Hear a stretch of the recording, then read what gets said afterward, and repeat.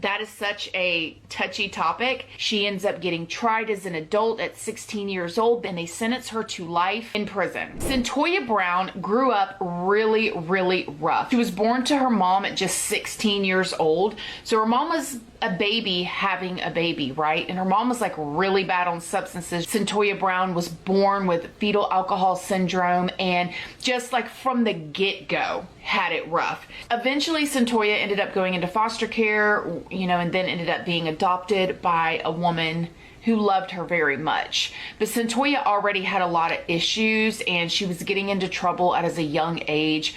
Started breaking the law, I believe, at 12 years old. And at 16 years old, Cyntoia got linked up with this dude named Cutthroat. Now, the name Cutthroat, you can already probably tell what kind of reputation he's got, okay? And the next thing you know, she ended up being in a hotel with this dude. He was a grown behind man, and Cyntoia was 16. And originally she said that she kind of looked at him as like a father figure, and then they started sleeping together. And then she started doing drugs with him, and that was just it. They were hitting licks. They were, he had her doing certain things and telling her that, like, you can do this because you're a minor and you won't really get in that much trouble, but if I do this, I'll get in a lot of trouble.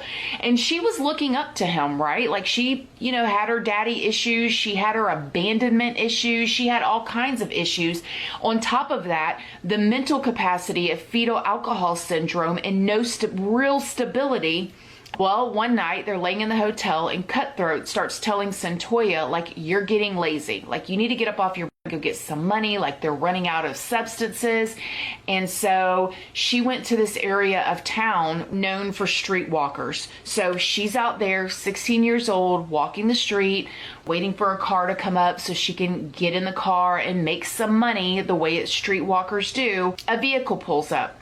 And it's this guy, and she gets in with him, and his name is Johnny Allen.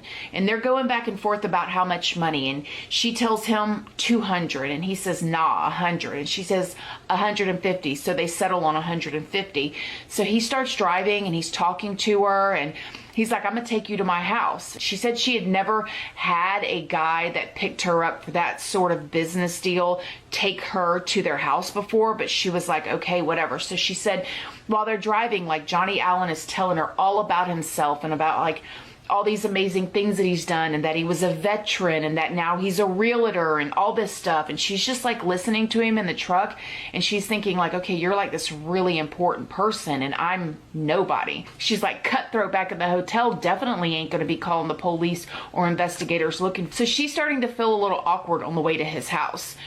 Well, they get to his house, and like, he's showing her around, showing her his like big house and like all this stuff. And he shows her his gun collection and all this stuff. And she's feeling a little weird. And I guess he started trying to rub up on her, and she was like, I don't really, feel good, or I'm tired. Can we take a nap first? And he's like, yeah, sure, we can take a nap. So they lay down in the bed. Now, this is where things get fuzzy. According to Cyntoia, he has started getting aggressive with her. He grabbed her in between the legs, looked at her with a crazy look in the eyes, and then rolled over to the other side of the bed to get something.